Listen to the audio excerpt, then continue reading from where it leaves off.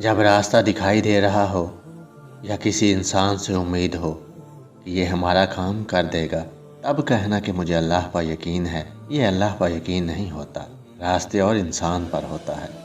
अल्लाह पर यकीन होना तो काम बिगड़े हुए भी दिखाई दें तब भी दिल को इत्मीनान होता है कि वो है ना, संभाल लेगा।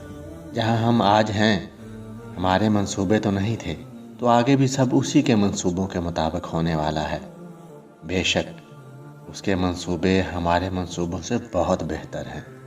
आप अपने लिए कोशिश करें, मगर अल्लाह से बेहतरी मांगें, और फिर जो होगा वही बेहतर होगा।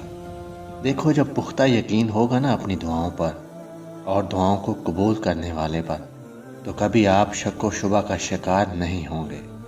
कभी आप किसी से सवाल न करें कि हमारी दुआ कब कबूल होगी।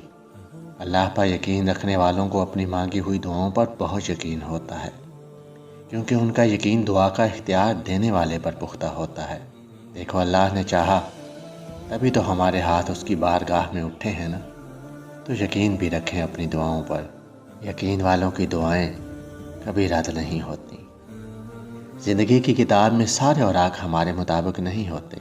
बहुत ही कम सफ़ों पर हमारी मर्ज़ी की कहानी लिखी होती है, बाकी सफ़ात हमसे सब्र मांगते हैं।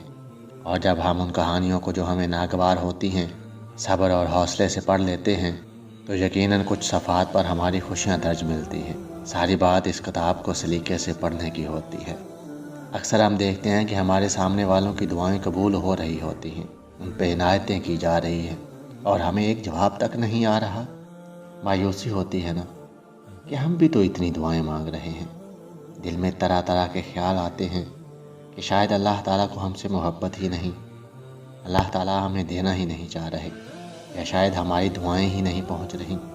हम कहानी का एक रुख देख कर ही मायूस हो जाते हैं।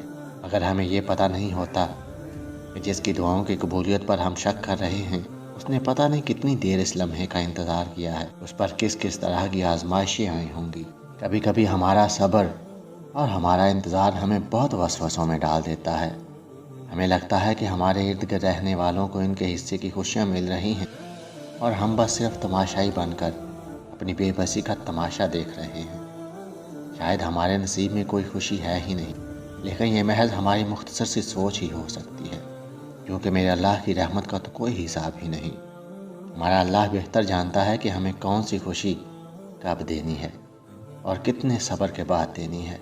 हम अक्सर अपने अल्लाह से फूल मांग रहे होते हैं और वो हमें नहीं देता, क्योंकि वो जानता है कि फूल हमारे लिए बहुत नुकसानदेह है, और फिर वक्त आने पर हमें फूलों का गुलदस्ता अदा कर देता है। बेशक मेरा अल्लाह बहुत मोहब्बत करने वाला है। अल्लाह ताला को भी हमसे यही मतलूब है कि हम उसे याद करें, हम उसे मोहब्बत करें, हम उसे बार बार बुलाएं, उसके पास जाएं। मगर मसला पता है क्या है?